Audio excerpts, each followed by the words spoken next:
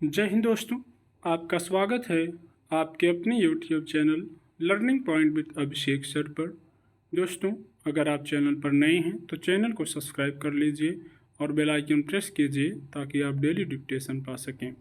Dictation अच्छे लगे तो वीडियो को लाइक कर दीजिए, अपने दोस्तों को शेयर कर दीजिए और कमेंट करके हमें बताइए कि आपको ये डिक्टेशन कैसा लगा। डिक्टेशन शुरू होगी 5 सेकंड बाद।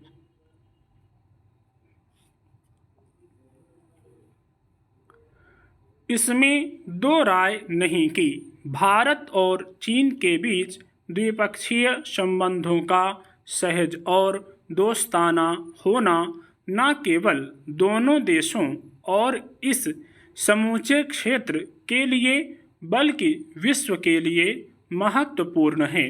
लेकिन ऐसा तभी संभव है कि भारत और चीन दोनों की ओर से इसके लिए हर संभव कदम उठाए जाएं। विवाद के बिंदुओं पर सद्भावपूर्ण माहौल में हल निकाला जाए। मुश्किल यह है कि सीमा विवाद से लेकर अन्य तमाम मुद्दों पर भारत अपनी तरफ से तो विवाद के हल के लिए कदम बढ़ाता है, लेकिन हर कुछ समय के अंतराल पर चीन कोई न कोई ऐसी हरकत कर बैठता है जिससे संबंधों में सुधार की राह में अड़चन पैदा होती है। खासतौर पर सीमा पर आए दिन चीन की ओर से जैसी अवांछित गतिविधियां की जाती हैं, उससे उसकी मंशा का पता चलता है। फिर भी भारत ने आवेश में आकर कभी अपना नियंत्रण नहीं खोया है और इसकी कोशिश यही होती है कि समस्या को जटिल बनाने के बजाय उसके हल की ओर बढ़ा जाए।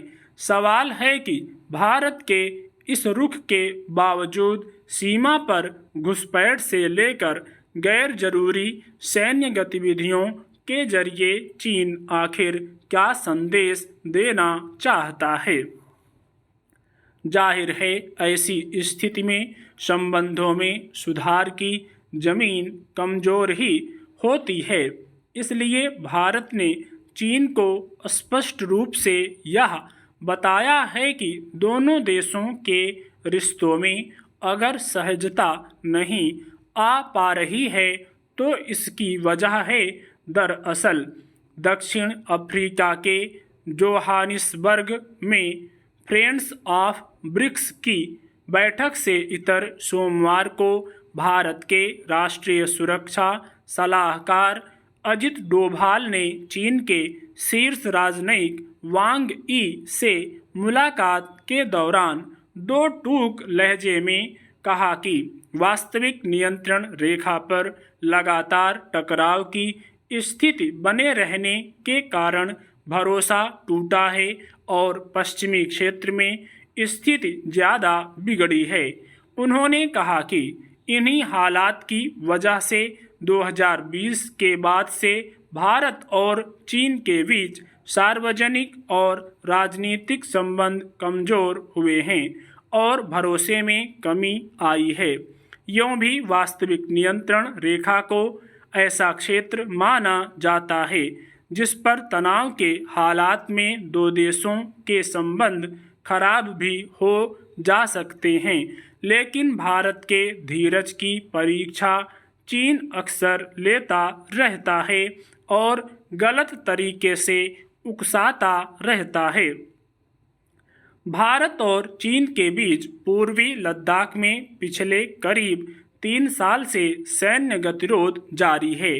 इसके अलावा अरुणाचल प्रदेश में भी चीन की अवांछित घुसपैठ की कोशिश की खबरें आती रही हैं। ऐसे में भारत के सामने स्थिति स्पष्ट करने के अलावा कोई चारा नहीं रह जाता है। फिर भी भारत ने हमेशा ही सीमावर्ती क्षेत्रों में अमन बहाली की कोशिश को जारी रखने पर ही जोर दिया है, क्योंकि सिर्फ इसी के जरिए द्विपक्षीय संबंधों को सामान्य बनाने की राह में आई बाधाओं को दूर किया जा सकता है।